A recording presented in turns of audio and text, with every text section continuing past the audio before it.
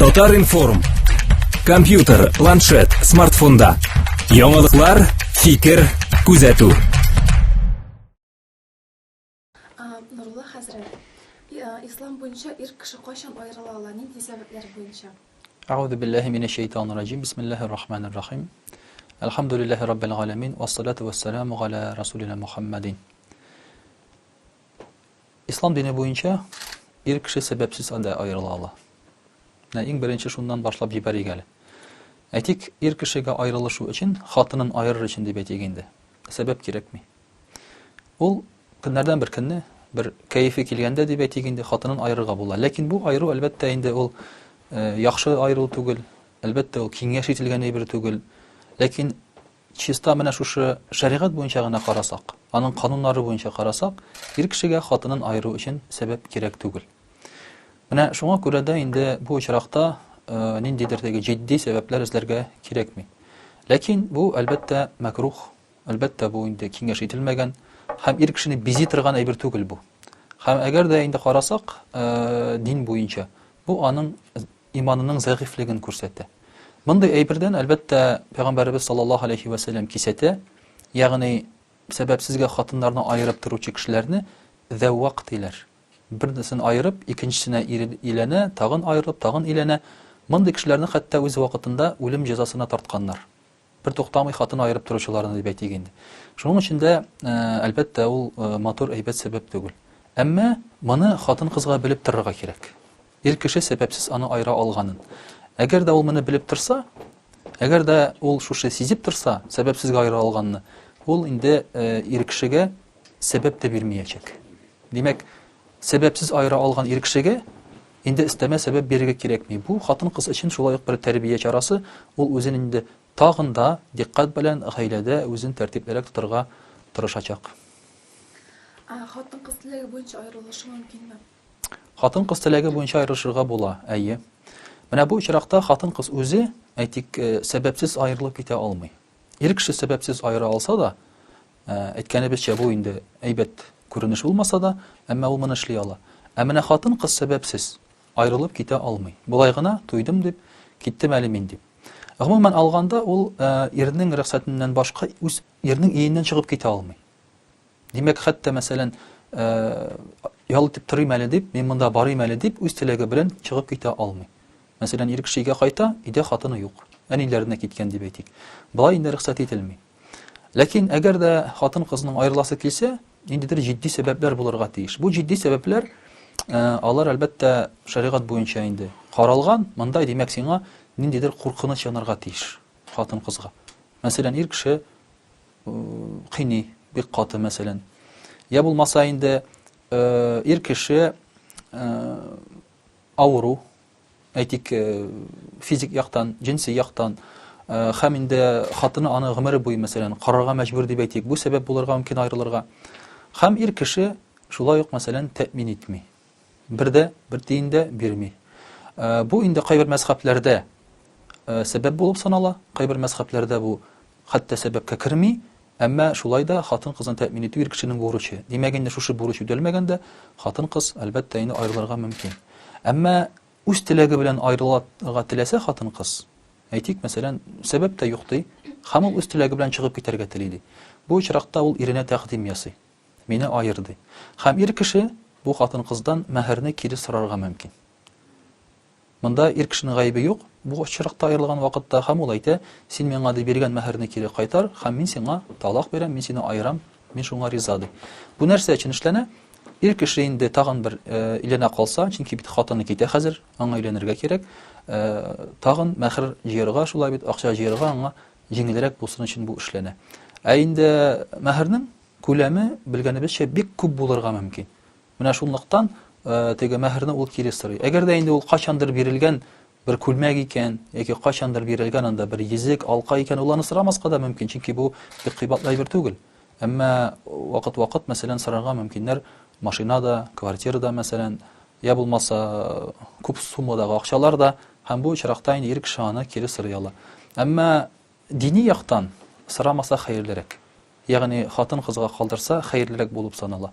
Әгәр дә инде хатын-кыз чын күңеле белән аерылырга теләсә, ир кеше киң күңелле булып, Бу очракта, әгәр дә улан каприз гына түгел икән хатын-кызның, чыннан да чыдый алмый икән инде бүтән киң күңелле булып, айырып җибәрүе аның хәерлерәк булып санала.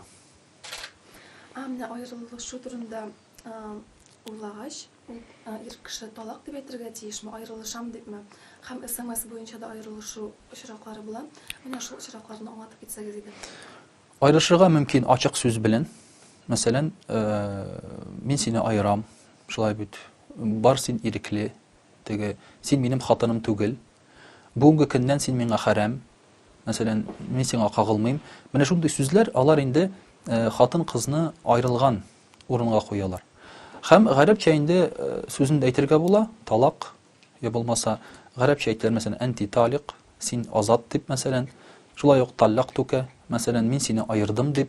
Монда фигыльне кулланырга яки башка төрле формаларын кулланырга була, әмма гадәттә инде гарәп телен белмәгән кешеләргә менә шушы бер талак дигән сүз җитә. Монда инде әлбәттә белеп торырга кирәк, чөнки әгәр дә мәсәлән кеше айырыла икән, талак дигән сүзне бер тапкыр әйтү дә җитә. 3 тапкыр әйтү мәҗбүри түгел. Кемдәдер хаталанып 3 тапкыр әйтеп куялар да, бу очракта инде син хатынны кире кайтара алмыйсың. Әмма әгәр дә син талак дип бер генә тапкыр әйткән булсаң, бу очракта әле син хатынны кире кайтара аласың билгеле бер вакыт эчендә. Ягъни мин кире уйладым, мин сине һаман да яратам, әйдә бергә булабыз дип, инде син аны кире кайтара аласың. Мәсәлән, 3 ай эчендә дип әйтик инде. 3 айдан соң син аны никах белән тагын да кайтара аласың әле. Яңадан никах укытып. Ләкин менә шушы хаталанып 3 талак әйтергә киңәш ителми. Бу инде бидгый дип атала. Талак бидгый, ягъни бидгат усул белән, әлбәттә теге киңәш ителмәгән усул белән айыру булып тора. Бу шуның өчен дә бер тапкыр әйтү җитә. Менә бу ирләргә киңәш. Һәм дә инде бар киная усулы белән. Киная усулы белән әйткән вакытта монда инде кирәк безгә ният. Ир кешенең нияте. Мәсәлән, 4 ягын кыйбла. Монда нәрсә теләгән ул әйтергә шулай бит. Бүген генә чыгып кит дип мәндәй булмаса, бүген теләсәң нишлә дип мәндә әйтергә теләгәнме ул. Менә шул якты шул очракта инде ният кирәк. Монда ир кешенең ниятеннән тора. Әгәр дә ул ният белән әйтте икән, аерылышу нияте белән, монда инде Аллаһ Тәгалә күреп тора, димәк ул талак әйткән булып санала. Бу инде бер талакка санала. Ягъни 3 талак түгел, бер талакка санала. Шуңа күрә дә менә шушы туры сүз белән әйтергә була, я булмаса инде киная усулы белән, теге башка төрле усуллар белән шулай бит инде әйтергә мөмкин.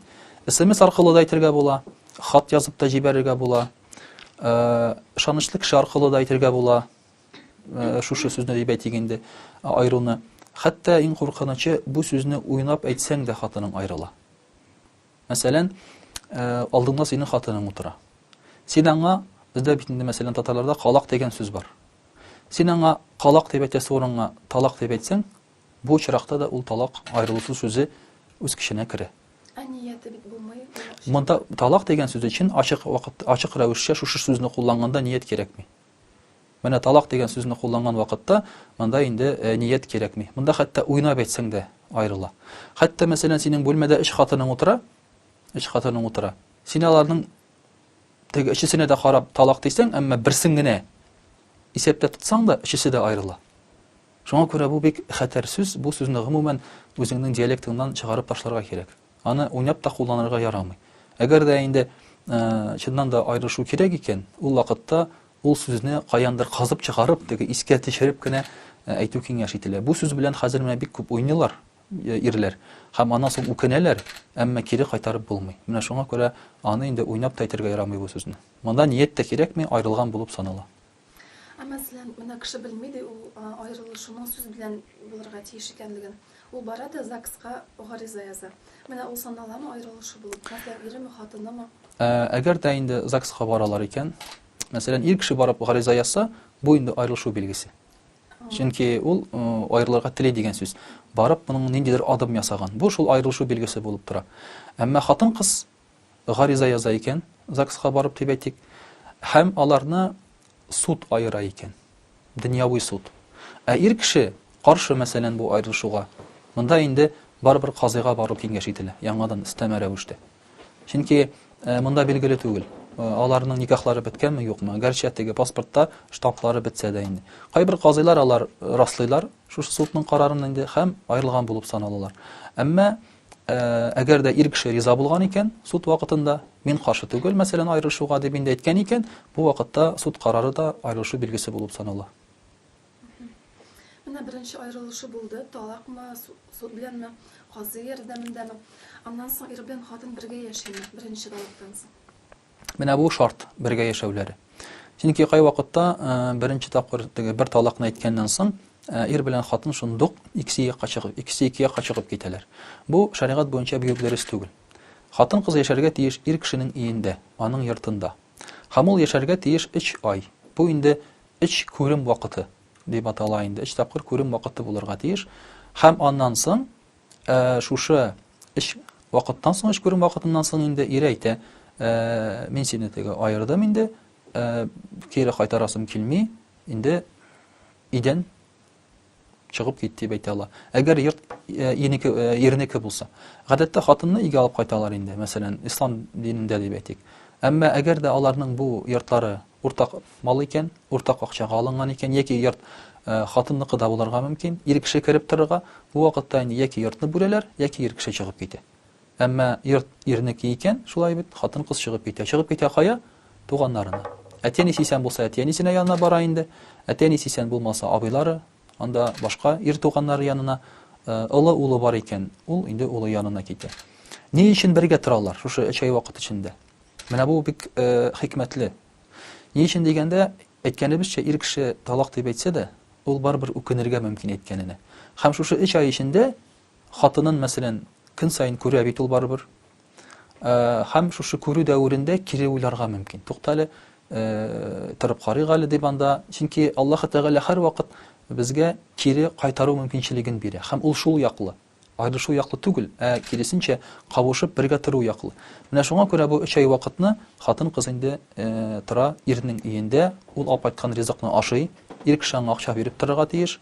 Бу вакыт эчендә хатын кыз кияүгә чыга алмый, хәтта үзенә башка ирләр дә эзли алмый. Ирем мине аерды инде, мин анда SMS-тан яки контакттан берәр хаян эзлим әле үземә ир дип, инде алай дип әйтә алмый. Менә шушы вакыт эчендә ул барбер әле хатын булып тора. Һәм иң кызыгы нәрсәдә, хатын кайтарылган булып санала, әгәр дә ир кеше, мәсәлән, аны мин сине кайтарам дип әйтмәсә дә. Кай вакытта ир кеше өчен, мәсәлән, сүз белән әйтү бик уңайсыз. Ул уяла, я булмаса горурлыгын югалтам дип курка. Шуңа күрә килеп хатынын кычаклый икән, шушы 3 ай вакытына, яки килеп үбеп ала икән, булды, ул аны кайтарган булып санала. Менә шушындый аның ягын, аның тарафыннан шундый адамнар булса, ул аны кайтарган булып санала.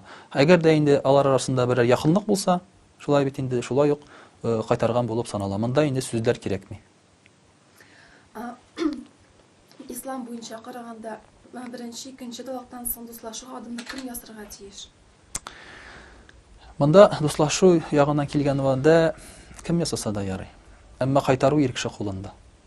Ягъни хатын кыз үзе мин сине яратам дип ир кешенең муенына ташланса да, бу очракта ул инде дуслашы булып саналмый. Гадәттә, шәригать буенча, канун буенча кайтару ир кеше кулында. Ләкин менә шушы 3 ай эчендә хатын кыз шулай ук уйлана ала. Монда бит ир кеше генә уйланмый. Монда хатын кыз да уйлана. Туктале, мине ирем нәрсәгә аерды икән? Чөнки ирләр сәбәпсез аера алсалар да, алар гадәттә сәбәпсез аермыйлар. Алар бик нык уйлыйлар моны. Башларында йөртәләр бу фикерне, берничә айлар, хәтта еллар бу йөртергә мөмкиннәр аны. Хатын кыз уйлый, тик торганнан аерды бу мине дип. Әмма бу аның йөртелгән, мәсәлән, еллар буе уе булырга мөмкин. Шуңа күрә хатын кыз инде уйларга тиеш, туктале, минем нинди гаибем булды икән дип, килеп сорарга мөмкин. Минем нинди гаибем бар? Әйдә, бәлки миңа үзгәрергә кирәктер дип инде. Шуңа күрә бунда адымны кем ясаса да була. Әйтәм бит, кайтару ир кеше кулында, әмма инде кайтарырга этәрү хатын кыз кулында булырга мөмкин. Хатын кызның бик зур көче бар. Ул йомшаклык, ул нәфислек. Ул инде башын иеп килсә, шулай бит, горурлыгын читкә куеп торып, әйдәле уйлыйк әле дип, мин дә үзгәрергә риза, үзе гаибемне мин таныйм, я булмаса син миңа әйт, аңлат, мин барысын да үзгәртәм дип килсә, монда инде миңа калса ир кешенең йөрәге йомшый. Һәм кайтару очрагы монда инде күбрәк була. Икенче талактан соң да шундый ук хәл икенче, беренче, икенче талактан соң да шундый ук хәлләр. Ләкин инде белеп торырга кирәк, икенче талак әйтелгән икән, монда нибәк ниндидер җитди сәбәпләр бар инде.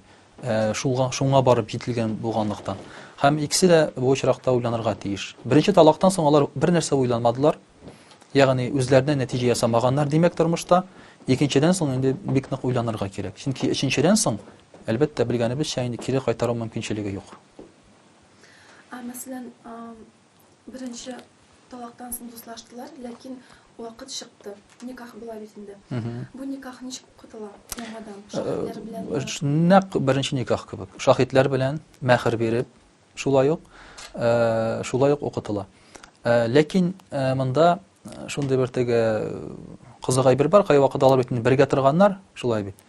Инде хәзер бер караганда нәрсәгә инде мәхерләр бирергә дип әйтик инде. Ләкин бит бу хатын-кыз хәзер ирекле. Ул теләсә генә шушы беренче иренә кире кайта. Әгәр теләми икән, ул бит башка ирне сайларга мөмкин. Һәм инде әлбәттә ул ире белән алар шулай ук мәхерләр алып, ул инде кияүгә чыга ала. Шуңа күрә монда инде без аңа ирекле ят хатынга караган кебек карыйбыз. Һәм шуңа күрә алганда да инде яңадан никах белән менә шушылай бөтен шартларын китереп алабыз.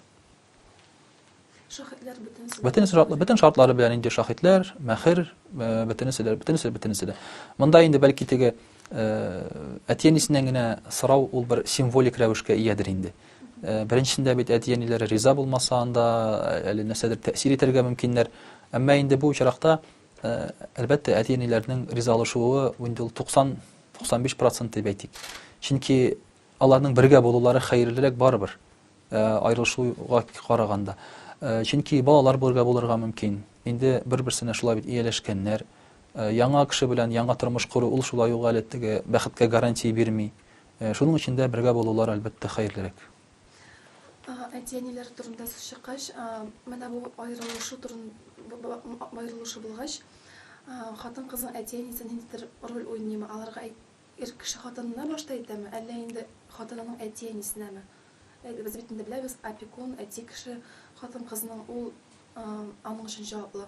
Башта хатынына әйтергә тиешме, әллә инде башта хәбәр итәләрме? Монда бит карарга кирәк. Аерылышу әйтәм бит ул тигез генә урында килеп чыкмый. Димәк, аларның арасында булган проблема.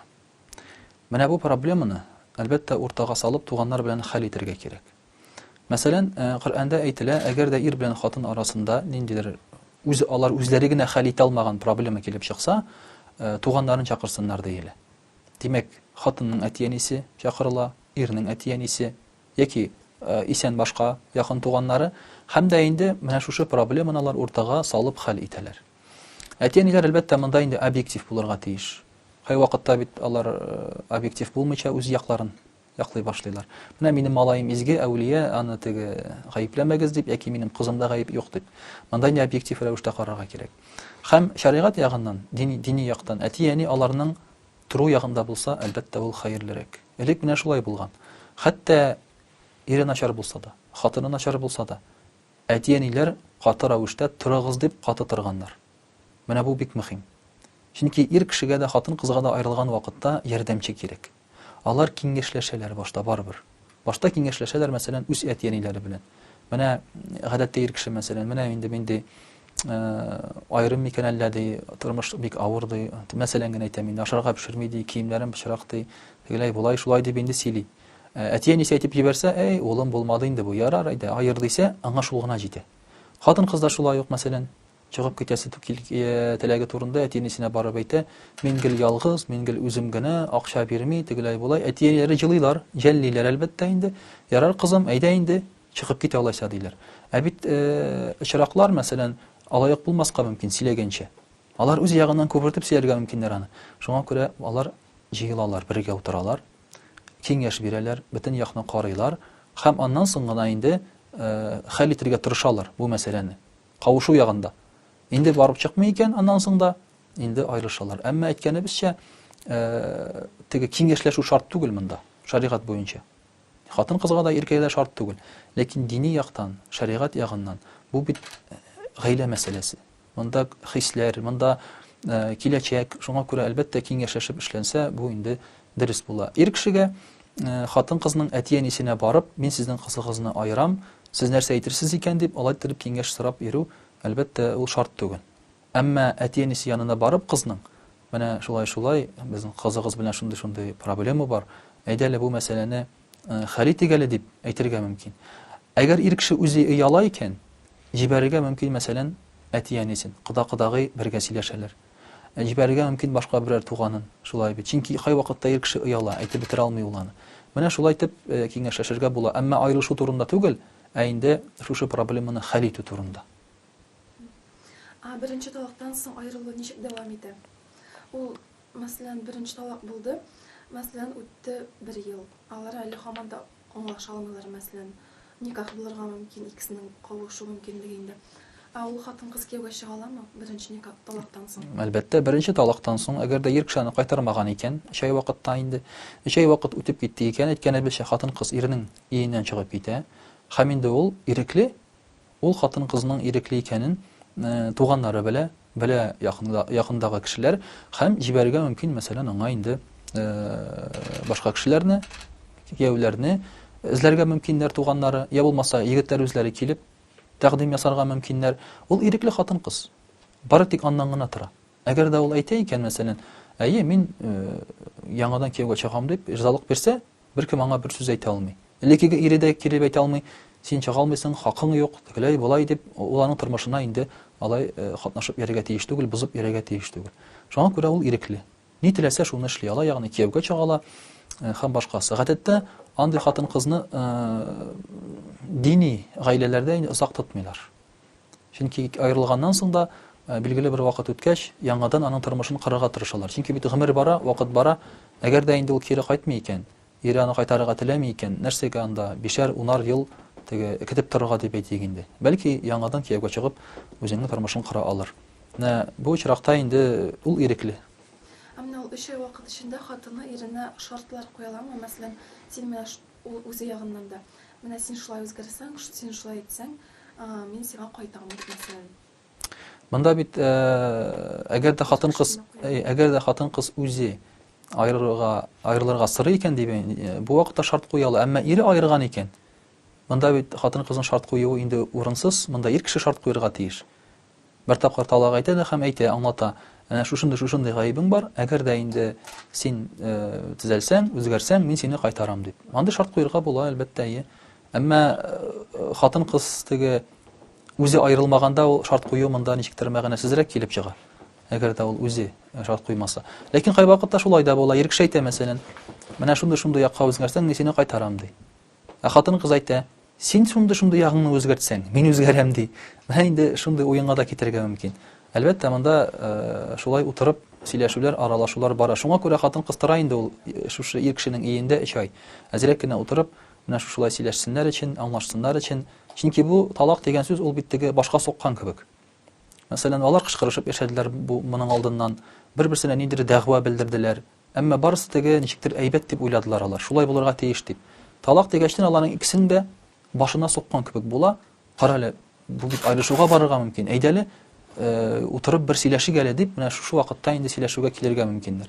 Һәм әлбәттә икесенең киягына уртаклашып, куеп, гаипләрен карап, инде бер-берсенә ниндидер шартлар куярга мөмкиндер. Ләкин шарт куюга килеп җиткән икән, монда инде димәк кайтару теләге зур түгел. Ничен дигәндә, беләсезме, ир кеше талак дип әйткән икән, ул бик әйтәм бит аны уйлап эшләгән ул аны. Узак еллар ул аның җыелып килгән. Димәк, гаип монда ниндидер бер әйбердә генә түгел. Монда инде шушы сәбәпләр җыелып, ир кешенең хәзер күңеле суынган булырга мөмкин. Менә безнең татарда шундый сүз әйтелә. Ир кешенең күңеле суынса, аны яңадан кире җылытып булмый диләр. Бер кат суынса диләр. Хатын-кызның суынса, ул яңадан да әле кире кайтырга мөмкин. Шуңа күрә хатын-кыз кулына бирелмәгән талак. Мәсәлән, ул бүген ирен яратмый, күрә алмый. Минем үземнең дә шундый хәл булды. Минем гаилә белән түгел, мәсәлән, бер хатын-кыз шалтырата да миңа әйтә, иремне күрә алмыйм, тора алмыйм мин аның белән. Бер атна үтә, минем ирем бик әйбәт, бик уңган, Аллага шөкер, мин аннан бик риза ди. Менә шундый үзгәреп тора. Шуңа күрә хатын-кыз кулына бирелми талак, шушы кайф белән инде ул аерылып чыгып китмәсен өчен. Инде ир кеше әйткән икән, димәк әйтәм бит, монда инде ниндидер тирән, бик җитди сәбәп бар. Бу ир кеше инде бик арыган, күңелләре бик суынган. Шуңа күрә монда бәлки ниндидер шартлар гына хәл итмәскә дә мөмкин бу хәлне. Ире аерылам, хатыны юк дисә нишлиләр? Бу шул очрак була. Хатыны юк, монда хатын кызның теләге исәпкә алынмый инде бу очракта. Ир кеше айрам дип әйтә икән, димәк хатын кыз теләмәсә дә, ир кеше аны айырып җибәрә ала. Без әйттек бит, ир кеше инде сәбәпсез дә айыра ала дип. Ягъни монда хатын кызның теләге каралмый бу очракта. Әле генә әйткәнемчә, ир кеше инде айрылам дип әйткән икән, димәк ниндидер бик җитди сәбәп бар. Менә шуны уйларга кирәк. Ир кеше ул теге ничек дип әйтик инде, ул комик клоун түгел ул. Сүзләр белән уң якка, сул якка теләсәң нәрсә әйтеп бирергә. Гадәттә ул әйтә икән бу сүзне. Димәк әйтәм бит, ул инде аны уйлап йөргән. Уйлап йөргән, бәлки ярты елдыр, бәлки 1 елдыр уйлап йөргән ул аны. Һәм шуңа күрә ул сүз әйтелергә тиеш менә шулай бик инде җитди. Әмма ялгышып әйтелгән булса, менә без бит әйттек, ялгышып та әйтелергә мөмкин, уйнап әйтелергә мөмкин, теге сүзләр, хәрефләрне бутап әйтелергә мөмкин. Бу очракта инде проблема юк, алар килешәләр дә, гафу итенә дә, шулай бит инде яңадан торып китәләр. Әмма бер талаклары әйтелгән булып санала. Ләкин инде ир кеше уйлап әйткән икән, җиренә җиткезеп дип әйтик инде. Бу очракта инде хатын кызның ризалыгы яки анда теләге, теләве, теләмәве мөһим роль уйнамый. Монда гадәттә ир кешенең теләге зур роль уйный. Ул менә аерылышабыз дигән сүзне үзеннән инициатива кебек менә соңгы сүз буларак түгел, әмма киңәшләшү шикелле әйткән булса, мәсәлән, әйдә алайса аерылышыйк, менә шулай дип. Бу аерылышуга керми. Бу сөйләшү генә. Ләкин бу сүзне беләсезме, гадәттә хатын кыз әйтә. Ир кеше әйтми. Ир кеше килеп әйтми хатынына әйдә аерылышык дип. Ул килеп әйтергә мөмкин, мин сине аерам дип. Ә менә хатын кыз әйтергә мөмкин. Ягъни ир кешедән бу сүзне тартып алырга мөмкин. Гадәттә ул шулай була да. Менә хатын кызлар миңа кай вакытта шалтыратып әйтәләр, ирем миңа талак бирде ди. Мәйтәм тик торганда, менә бу утырды да шулай бит инде. Бар кит дип әйттеме. Димәк, ул аны үзе сорап алган. Мәсәлән, кычкырышалар, тавышланалар, араларында нәрсәдер бозылып китә, һәм хатыны әйтә, нәрсә ди? Айыр алайсаң шамаса ди. Җибәр мине ди алайсаң ди, азаплама мине ди, торасың килмәсә ди. Әйдә аерылышык инде алайса ди. Менә шулай иттереп басым ясагач, ир кеше түзми, бар алайса ди. Мин сине айырам ди. Менә шуңа күрә хатын кыз менә бу сәбәпне бирмәскә тиеш. Бу сүзне хатын кыз әйтмәсә, ир кеше әйтми. Ир кеше кай вакытта хатынын яратмаса да, җәлләп яши. Читтә, мәсәлән, башка берәр кешене яратса да, ул бу хатынын айырырга ашыкмый, җаваплылык сизә ул. Шуңа күрә ир кеше кулында талак булса да, ул талакны әйтергә мәҗбүр итә хатын кыз. Менә ул инде үзен нинди генә авыр булса да, хатын кыз айыра алайса, китим мин синнән дип, алай дип әйтмәсен. Алай дип әйтмәсә, ир кеше дә инде аны айыру ягында тормый. Әлбәттә, хатын кыз менә шул бер туктамый басым ясап торгач, тамызып торгач, ир кеше инде ярар алайса, бар дип талак сиңа дип әйтеп җибәрә дә, хатыны күз яше белән килә казыйга. Мине ирем айырды ди. Ул сине айырмады, син аны сорап алдың, булай уйлап караганда. Менә шуңа күрә шул ягында исәпләп торырга кирәк. Хатын авырлы булса, улың әйтә аламы аерылышабыз дип? Айрылы әйтә ала. Ир кеше әйтә ала, ләкин бу вакытта гыйдда дигән вакыт, менә без әйтәбез бит, эч күрем вакытында бу гыйдда дип атала гарәп телендә. Шушы вакыт бала туганчы дәвам итә. Ягъни, әгәр дә мәсәлән, хатын кыз 2 айлык курсак белән иде аны айыра икән, бу очракта шушы баланы тапканчы хатын кыз гыйддә була. Ягъни, ул инде яңадан кияүгә чыга алмый. Бала тапканчы. Шушы вакыт эчендә 7 ай мәсәлән ир кешене тәэмин итеп торырга тиеш. Торырга урын биреп торырга тиеш, ашарына бөтенесендә киемен тәэмин итеп торырга тиеш. Һәм әлбәттә аны кайтарып та ала. Шушы вакыт эчендә. Шушы вакыт эчендә кайтарып та ала. Әмма инде бала туганнан соң гыйдда беткән булып санала. Ләкин бала туганнан соң да ир кеше барыбер тагын тәэмин итә бу хатын кызны. Мәсәлән, хатын кызга баласына акча биреп тора, бөтен аның чыгымнарына, һәм баланы имезгән өчен хатын кыз үзенең иреннән акча сорый ала. Ул аны имезергә шәригать буенча теге мәҗбүр түгел. Ул мәсәлән баланы килеп бирә ала иренә, бу синең бала, син аңа тап имезүче әнине, бу синеке, мин синең хатының түгел хәзер дип. Менә шуңа күрә хәтта бу очракта хатын кыз үзенең иреннән инде сорый ала акча баланы имезгән өчен. Менә нинди кызык шундый әйберләр. Балалар булса кемгә кала гаиләдә? Бала гадәттә туганнан соң үзен карый алганчы дәврдә әни белән торып тора. Чөнки белгәнебезчә, бала кичкәнә булса да инде әтинең хакы күбрәк балага. Ләкин бу хак аңлатыла тәэмин итү белән. Балага кирәк акча, чыгым, каядыр йөртергә кирәк, сакларга кирәк, шулай бит инде. Шуның өчен әтинең хакы бу очракта балага күбрәк үзендә калдырырга. Әмма хазый хәл итәргә мөмкин баланы ниндидер вакыт, мәсәлән, 3-4-5 яшькә кадәр әнисе янында тотып торырга. Аннан соң инде бала үзен карый башлагачтан ул бала әтисенә кайтарыла. Әтисе белән булырга тиеш. Әнисендә калмый. Әгәр дә әни кеше кияүгә чыга икән яңадан, мәсәлән, баласына 1 яшьли. Яни үзенә тапкан бер ир кияүгә чыгарга. Ул вакытта баланы инде шундук әтисенә бирәләр. Мәҗбүри бирәләр. Яңа ул теге яңа ир белән тормаячак бу бала. Килешеп алар ул баланы калдыраламы ул хатын-кызны? Килешеп калдырырга мөмкин, ләкин шаригатны үтәү хәерлерәк. Ни өчен? Монда бит аның шундый ягы бар, беләсезме? Менә бу кануннар, алар бит аерылганнан соң эшләр өчен чыкмаган. Бу кануннарның эшләве ул аерылганчы моны белеп туру файдалырак.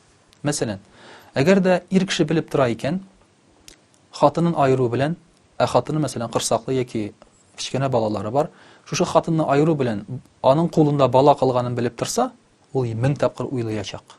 Айырылыргамы миңа юкмы дип. Чөнки кичкенә бала белән ир кеше ул бер нәрсә эшли алмый. Ул инде үзе бала кебек дип әйтик бу очракта. Шуңа күрә дә ул инде уйлаячак, туктале, мин бит балаларны карый алмыйм, димәк, хатыным начар булса да, торуым хәерлерәк аның белән ди. Хатын кыз да уйларга тиеш, әгәр дә мин айырылганнан соң балам, бит инде ана кеше өчен бала бик кадерле, балам әтисе белән торачак.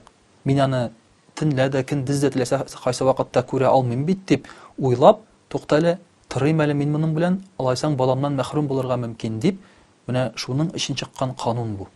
Ягъни алар аерылышыр алдыннан бу кануннарны белеп уйланырга тиеш. Һәм әлбәттә аларны аерылышырга бу киртә булып торырга мөмкин. Әмма инде әлбәттә ир кешегә баланы бирүнең хикмәте менә нәрсәдә? Әйткәнебезчә чыгым һәм әни кеше әгәр дә кияүгә чыга икән яңа иргә. Менә хәзер бәлки мин инде сенсация әйтермен, бәлки сенсация да түгел ул. Яңа ир кеше баласын бер вакытта кабул итмәячәк. Ул уйдырма. Мәсәлән, әйтәләр бит ирләр, мин аны үз балам кебек яратам дип. Юк, алай булмаячак. Бер вакытта да кеше баласын кабул итә алмый ир кеше. Ул барбер аңа караган саен ул сизәчәк кешене. Кеше баласын сизәчәк ул. Шуңа күрә безнең динебездә теге русча әйтсәк, усыновление дигән әйбер юк. Опекунство гына бар.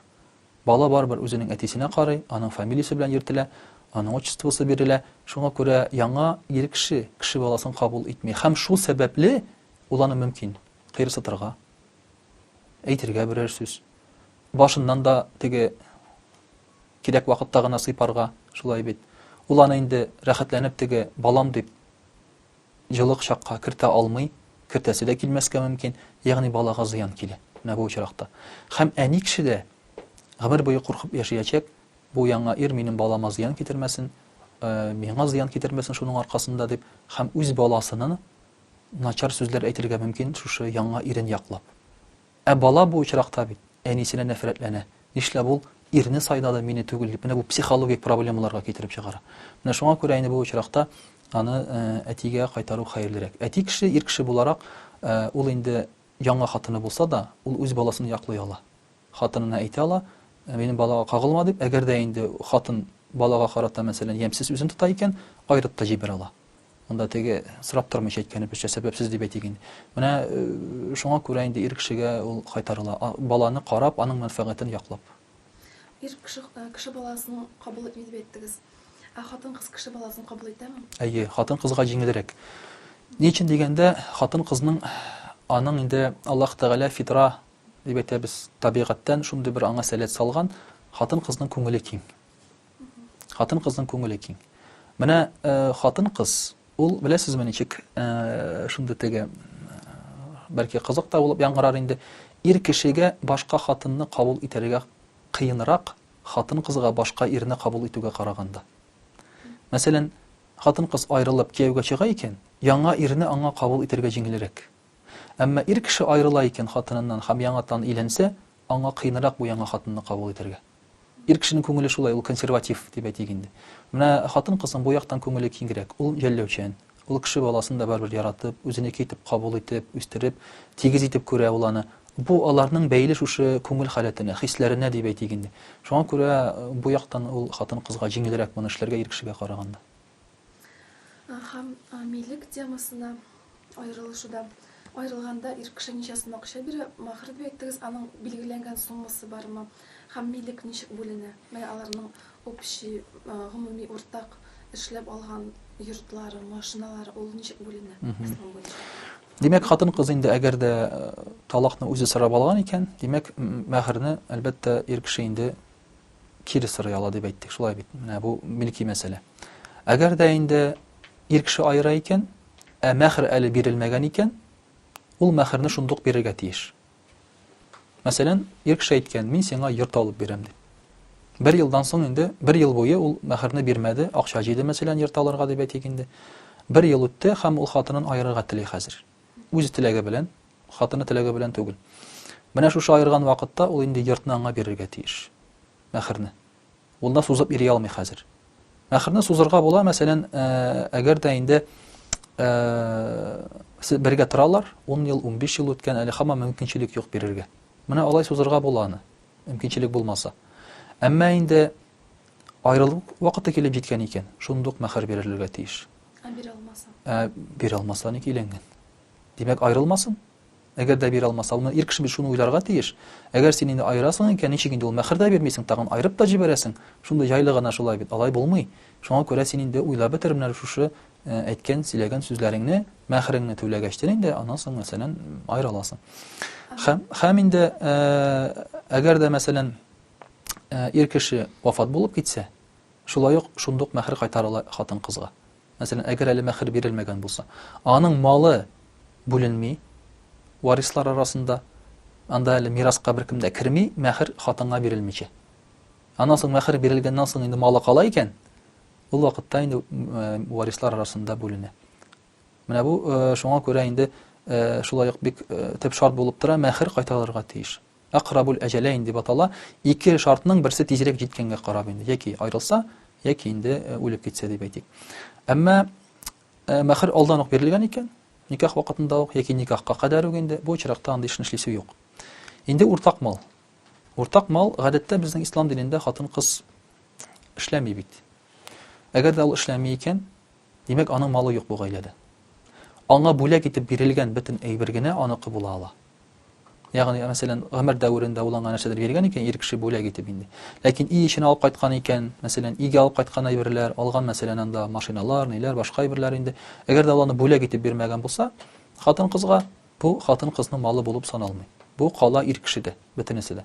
Хатын-кыз алып китә менә шушы мәхерен, һәм алып китә инде үзенә бирелгән бүләкләрне дип әйтик. Алып китә мәсәлән шулай ук үзенең мирасын. Әгәр дә мәсәлән, аларның малайлары бар ди. Малайлары мәсәлән инде 25 яшьлек, 30 яшьлек бер миллионер булган. Шулай яшь кенә егет, әмма үлеп китә. Бу вакытта бу малайның бит малы, үз малы була ул малайның, әти-әнигә бүлеп бирелә. Менә бу әнигә бирелгән мал ул аныкы, мирас малы. Яки булмаса шушы хатын-кызның әтисеннән калган мал, яки башка туганнан калган мал аныкы. Менә бу әйбер хатынныкы. Әмма ир эшләгән әйбер, ир алып кайткан әйбер аныкы түгел. Шуңа күрә инде уларны калдыра.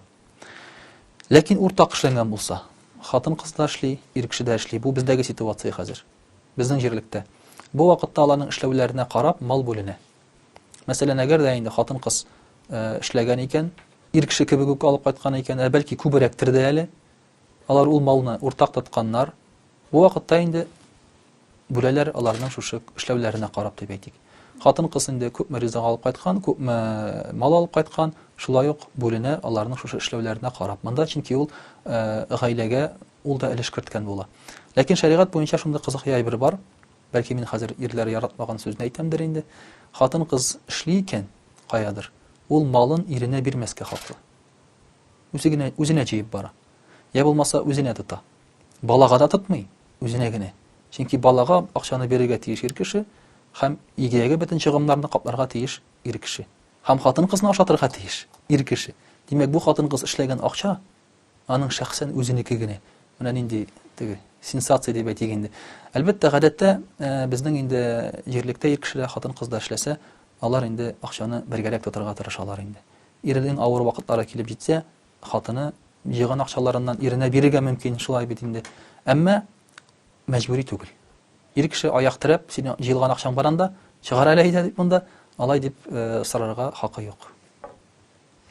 Һәм махр буенча, мәсәлән, ул бит инде гомумән алганда махр ул бит инде менә шул аерылышу очрагына бирелә. Әгәр дә ул менә үзенең бер катлылыгы буенча махр буларак йорт алса инде аңлашыла, ул аңа бик зур ярдәм була. Үзенең бер катлылыгыннан инде уйламыйча, яшьлегеннән кеше әйтеп, мәсәлән, ул финик алды ди, махр. Булай бит шундый кешеләр инде. Ул очракта ул ире аңа тагын нәрсә булса тиешме, или алар аны ничектер киңәшләшәләрме, әйдә зурай тыйганда ничектер үзгәртеп буламы махр? Финик булса да. Менә беренчедән махр ул аерылганнан соң теге тора торган әйбер түгел.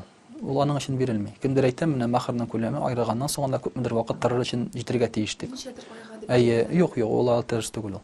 Махр инде ул бирелә, ул хатын кызны шундук тотып бетерергә мөмкин. Ул малыннан кемгәдер бүләк тә итәргә мөмкин ул аны. Аның бит калмый бит инде торырга, шулай бит. Кай вакытта ул аны кире иренә дә кайтарып бирергә мөмкин, мәсәлән. Ниндидер авыр очраклар килеп чыкты ди. Менә шуңа күрә махрның мәгънәсе ул түгел.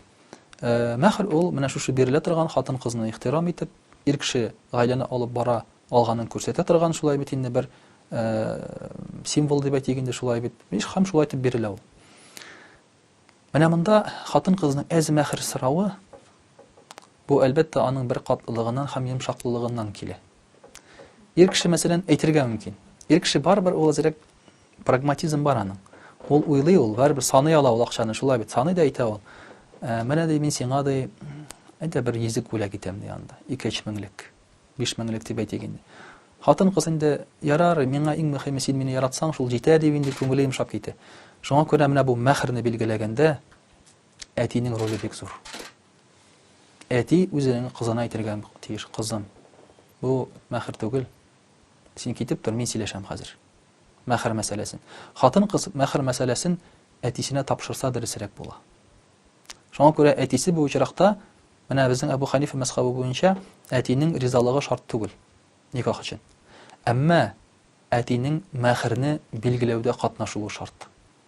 Әгәр дә әти кеше катнашмаса, никах укыганнан соң әти кеше килеп дәгъва белдерә ала, шикаят яза ала.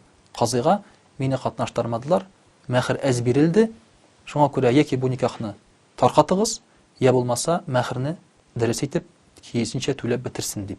Менә шулай дип әти кеше катнашырга ала һәм тиеште. Бүгенге көндә ир кеше ул инде әти кеше дип әйтик, үзенең кызын карарга тиеш һәм әйтә: "Кызым, бу йөзек махр түгел, менә бер $100 мең нормаль булачак. Бирсен. Мөмкинчелеге бар, беләм мин аны ди. Шулай өйрәнгәннәр инде аларның гаиләләрен шулай бит. Ничек инде ул сиңа, я булмаса мин теге $100 мең дип инде күбәйтеп әйтәм, мәсәлән анда күбрәк берәр сумма дип әтисе катнашырга тиеш, тарарга тиеш. Я әтисе монда инде әтисенең дә мәсәлән теләге юк икән, белеме җитми икән бу әйбердә, хәзрәт моны хәл итәргә тиеш. Хәзрәт нәрсәгә утыра никахта? Менә шушы махр мәсьәләсен ул хәл итәргә тиеш. Шуңа күрә дә шушы махргә риза була гадәттә 3 кеше. 3 кеше риза булырга тиеш. Кыз кеше үзе, кызның әти-әнисе һәм хәзрәт. Хәзрәт ул инде имам шуның өчен килгән да анда. Бу хатын кызга дөрес махр бирелгәнме?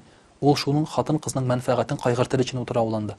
Әгәр дә хәзрәт инде надан, белемсез икән, җитә инде бу кызга дип инде шулай дип кенә әйтә икән, димәк ул үзенең вазифасын дөрес үтәми дигән сүз. Шуның өчен дә хәзрәт монда инде кеше сүзенә карамыйча кияүгә әйтә: "Менә шулай ди, энем ди, син ди күбрәк истәле ди. Бу мондый кызга, белемле, матур, яшь кызга моның кадәр махр килешми безнең җирлектә" дип, ул инде шушы егеткә әйтергә мөмкин, күбрәк бирсен дип. Менә хәзрәтнең роле нәрсәдә? Шуңа күрә инде безнең татарлар хәйләкәррәк бит инде. Шуңа күрә әлегелектән хәзрәтне чакырган кыз ягы. Димәк, аңладыгыз ди нәрсә өчен шулай бит. Хәзрәт үзенеке булса инде, махрны да сорарга була, сөйләшергә була. Шуңа күрә әйтәм бит, менә бу хәзрәтнең дә төп вазифасы шушы махрны дөрес итеп билгеләү һәм сорау. Һәм аерылышудан соң ире хатынын кайтара аламы 3 талактан соң? Аннан соң бар тел шундай бер менә хатынны белән аерылышты, хатыны башка кешегә кияүгә чыкты, да алар кабат кавышты. Менә шундый очрак була аламы? Була ала. Була да ала һәм булган очраклар да хайран. Күп. Менә әйтәләр бит инде. Икенче ир яки икенче хатын ул ыштан җамау диләр. Татар телендә шундый сүз бар. Ягъни, һәр вакытта син беренче никахтан аерыласың да, икенчесе бик бәхетле, бик әйбәт булыр кебек. Ләкин ул шулай ук килеп чыга, яки андан да начаррак булырга мөмкин. Чөнки синең иреңдә яки хатыныңда булган кимчелекләр, алар башка кешедә булмаса да, аның башка ягы бар. Башка кимчелекләре бар, бәлки зурраклардыр да. Менә шуңа күрә гадәттә кешеләр инде анасын үзләренең беренче ирләрен яки беренче хатыннарын уйлап, яңадан кавышырга теләк белдерергә мөмкиннәр. Инде 3 талак әйтелгән икән, бу очракта әлбәттә хатын кызны булай гына кайтарып булмый. Димәк, ул чыгарга тиеш кияүгә, башка ир кешегә. Бу никах фиктивный була алмый. Ясалма никах була алмый, ягъни никах укыдылар да, шул ук вакытта аерып җибәреп, алар тиеш бергә якларга. Монда җинси мөнәсәбәт булырга тиеш. Гафу итегез инде сөйләгән өчен, ул җинси мөнәсәбәтнең тәртибе дә бар. Ягъни алар, әйтик, ир кешенең җинс агъзасы билгеле бер күләмдә керергә тиеш. Әгәр дә әз генә кергән икән, җинси мөнәсәбәт булып саналмый. Һәм бу җинси мөнәсәбәт дөрес түгел, һәм инде яңадан кире иренә кайта алмый. Шуңа күрә шуларына кадәр каралган аларның хәтта. Менә инде яңа ир белән инде ул якладылар, җинси мөнәсәбәт булды. Һәм шушы мөнәсәбәттән соң хатыны әйтә икән, мәсәлән, яки шушы яңа ир әйтә икән, инде ярар, аерылышык дип инде булмады, син миңа ошамадың дип, шулай иттереп инде аерылышалар да, яңадан үзенең иренә инде кире кайта ала. Шулай ук никах белән, шулай ук мәхр белән. Ләкин яңа ире белән аерылганнан соң, шулай ук гыйддә вакытын көтәргә кирәк. 3 ай вакыт. Аңлавымча, бу җинси мөнәсәбәт менә шул аерылган хатын белән яңа ирен белән булганнан соң булырга тиеш. Ирдәге өйләнергә тиешме? Юк, иргә өйләнү мәҗбүри түгел. Хатын кызга кияүгә чыгып карарга кирәк. Бу шулай ук хатын кыз мәнфәгатен кайгырта торган әйбер бу. Ни өчен? Чөнки ире аны аерган, 3 тапкыр талак әйткән. Бу стресс хатын кыз өчен, бу шок. Ир кеше хәзер инде шушы әйткән сүзе өчен ул җавап бирергә тиеш. Ничек инде ул 3 тапкыр әйткән, анан тагын кайтара, тагын 3 тапкыр әйтә. Хатын кыз бит инде ул теге гафу итегез, эт баласы түгел, куып чыгардым да кире Кудайга чакырып алдым дигән шикелле инде. Шуңа күрә дә бу вакытта Аллаһ Тәгалә әйтә ир кешегә: "Җитте уйнама бүтән" ди. Бу хатын кыз чаксын кияүгә ди. Һәм хатын кыз үзенең беренче ирен яратырга мөмкин.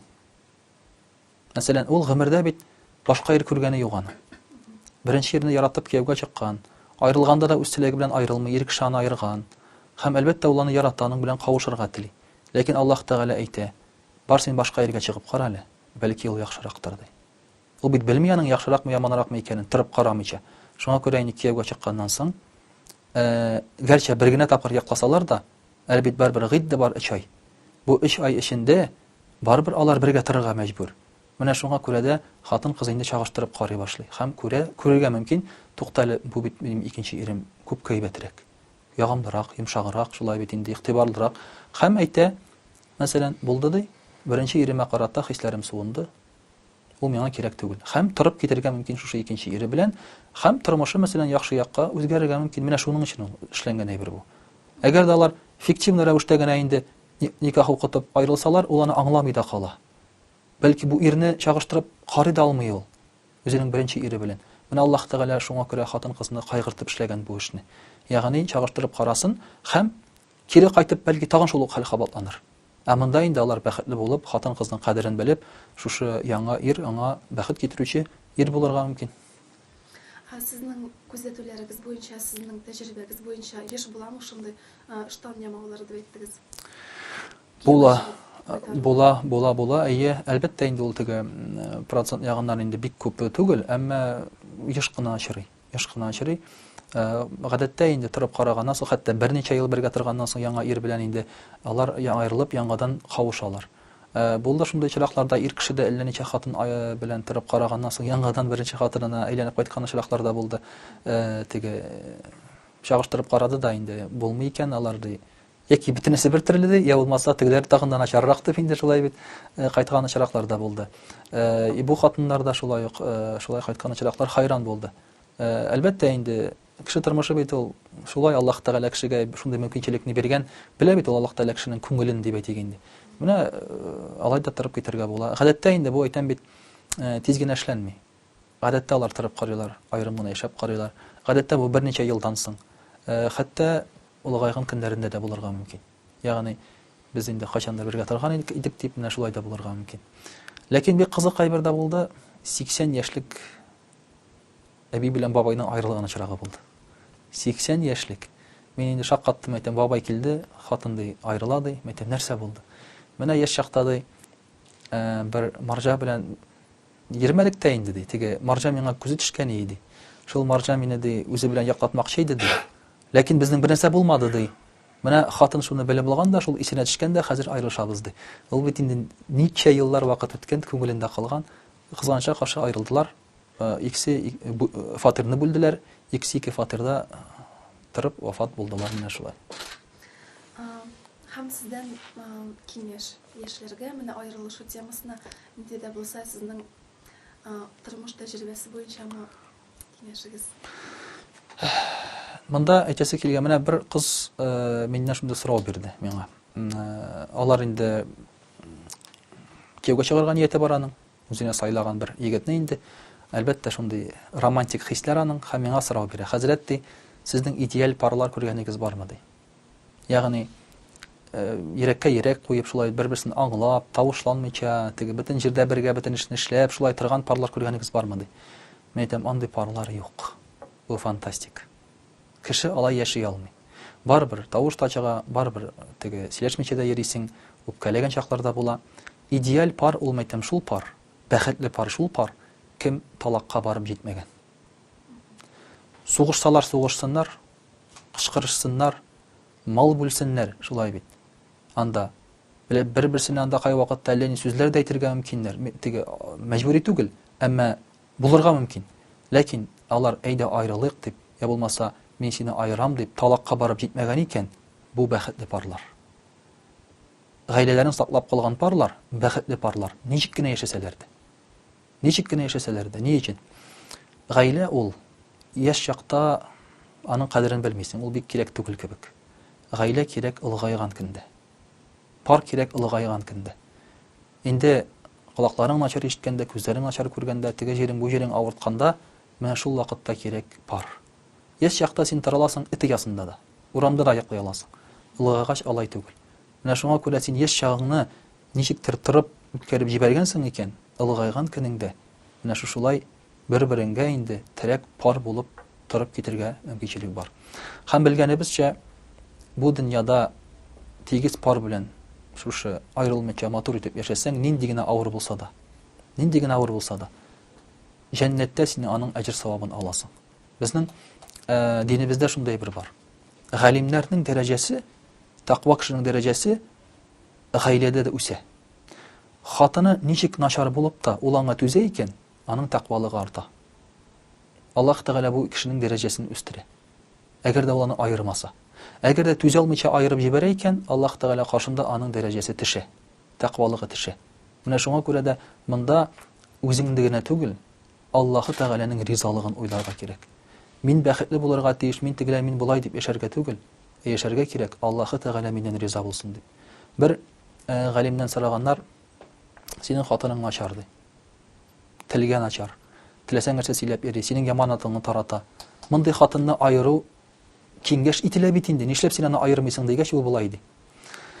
Әгәр дә мин ул хатынны аерам икән ди, миннән начар икәнен беләм ди. Кемдер бит аңа иленәчәк ди. Чөнки белмичә, шулай бит инде иленәчәк ул аңа ди. Һәм ул азапланачак аның белән ди.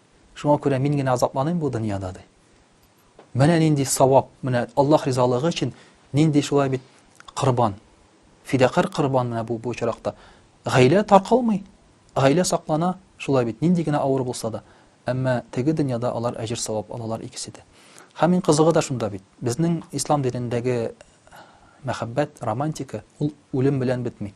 Менә киноларда әйтәләр бит инде, пока смерть нас не разлучит диләр инде, шулай бит теге. Бездә андый нәрсә юк. Ислам динендә даже смерть не разлучает. Үлгәннән соң бу дөньядагы парлар, бергә торган парлар җәннәткә бергә керсәләр, әгәр дә икесе дә җәннәткә эләксәләр, анда да пар булалар. анда да ир белән хатын булып яшәячәкләр. Аларның мәхәббәте мәңгелек. Аларның гаилә тормышы мәңгелек. Менә шушы мәңгелеккә без омтылабыз. Бу дөньяда торып, ахиратта да бергә булырга. Кемдер әйтә инде, мин бу дөньяда түздем, бу хатынны хәзер тегендә дә түзәргә кирәкме мәңге дип. Анда кешенең холкы үзгәрә. Анда алар бер-берсе өчен идеаль пар булалар. Һәм инде менә әзрәк сүзем озайса да, шундый бер хадисне генә искә төшерәсем килә. Ир кеше җәннәткә кергәннән соң аңа хур кызларын күрсәтәләр. Бер бүлмәгә алып керәләр дә, менә хур кызы ди. Анда хур кызы, анда ятак, түшәкләр, анда хур кызы утыра. Монда күз алып булмаслык матур инде. Ир кеше шунда уганга гашык була. Ул әйтә, булды мин монда калам ди, моның белән ди. Бу миңа бер нәрсә кирәкми ди. Аңа әйтәләр, син бит әле башка бүлмәне күрмәдең ди. Башка бүлмәгә алып керәләр җәннәттә. Тагын бер хур кызы, тегесенә караганда матуррак. Бу инде хуш акыллы китә, мин булды гашык булдым моңа ди. Ярар, син ашыкма ди, тагын берсен кара ди. Алып керәләр, башкасын күрсәтәләр. Монсы тагын да матуррак. Тагын да чибәррәк. Бетте, все, миңа бүтән бер нәрсә кирәкми, булды, шунда калдырыгыз мине ди. Ул тукта ди, тагын кара ди. Алып керәләр бер бүлмәгә. Бөтен хур кызларына караганда матуррак. Фәрештәләрдән дә матуррак. Гомерлектә күрмәгән матурлык күрә бу хәзер. Акылы исе китә моның, бу битти, бу кешеме соң бу ди. Бу ди, җинме бу ди, фәрештәме бу ди. Бу бит бөтен хур кызларына караганда матуррак. Бу кем бу ди? Бу әйтә, бу бит синең дөньядагы хатының ди. Фәрештәләр әйтәләр, бу бит синең дөньядагы хатының ди. Ул әйтә, әлхәмдүлилләh, мин аның белән булам ди. Менә безнең максатыбыз шундый. Дөньялыкта бергә яшәп, торып, ахиратта, җәннәттә дә менә шулай бергә булу. Иншаллах шулай насыйп булсын. Ахират тормышы, җәннәт тормышы Аллаһ ризалыгы өчен дип яшәү безнең өчен инде өстенрәк булса, хәерлерәк була. Күп проблеманы шуның белән хәл итә алабыз. Татар-информ. Компьютер, планшет, смартфонда. Яңалыклар, фикер, күзәтү.